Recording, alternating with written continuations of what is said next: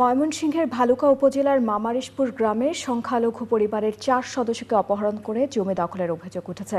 প্রতিবাদে আন্দোলনে নেমেছে ভালুকার মানুষ। ভূমিদস্যুদের বিরুদ্ধে মামলা হলেও কাউকে গ্রেফতার করতে পারেনি পুলিশ।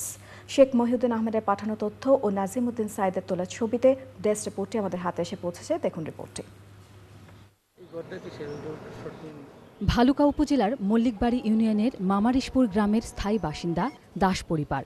তাদের অভিযোগ, একটি শিল্প প্রতিষ্ঠানের হয়ে তাদের পৈতৃক ভিটেমাটি দখলে নিতে দীর্ঘদিন ধরে চেষ্টা চালাচ্ছিলেন আমানুল্লাহ খান মাখন। এরই অংশ হিসেবে গত 4 জুন সন্ধ্যায় অপহরণ করা হয় দাস পরিবারের বৃদ্ধা মা বিমলা সুন্দরী, মেয়ে মঞ্জুরি রানী, উর্মিলা রানী ও শিশু অঞ্জনকে। অস্ত্রের মুখে তাদের কাছ থেকে দলিলে সই নিয়ে ছেড়ে দেওয়া হয় বলে অভিযোগ তাদের।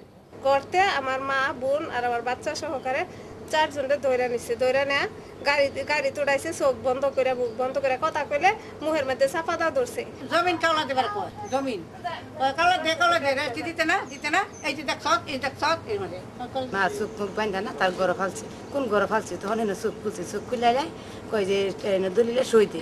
আর জোর করে ডেকা দিচ্ছে, পিস্তল দিচ্ছে রেখে চানের বয় থাকলে তো 5 বছর সই দেয়। তখন আমরা বাধ্য দিয়ে সই দিছি। ঘটনার প্রতিবাদে ভালুকার হিন্দু, বৌদ্ধ, খ্রিস্টান ঐক্য পরিষদ সহ সর্বস্তরের মানুষ মানববন্ধন, মিছিল সমাবেশ এবং টিওনো অফিস ঘেরাও করে বিক্ষোভ করেছে।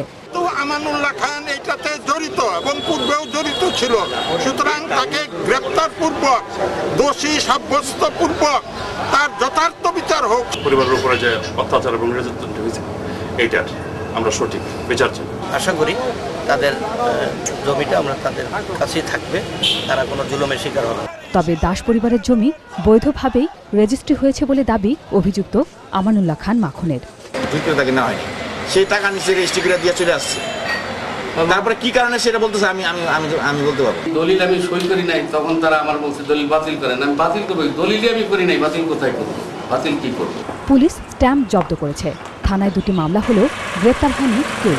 যারা অপহরণের সাথে জড়িত ছিল তারা যত বড় ক্ষমতাশালী লোকই হোক না কেন, এবং আমরাও এটার ব্যাপারে তৎপর রয়েছে, তাদেরকে স্বল্প সময়ের মধ্যে ধৃত করে আইনের আওতায় আনবো এবং আইনগত যে পরবর্তী পদক্ষেপ গ্রহণ করা, সেটা আমাদের চেষ্টা অব্যাহত আছে। ঘটনার সাথে জড়িতদের গ্রেপ্তার করে দৃষ্টান্তমূলক শাস্তির দাবি ভুক্তভোগী পরিবারটির।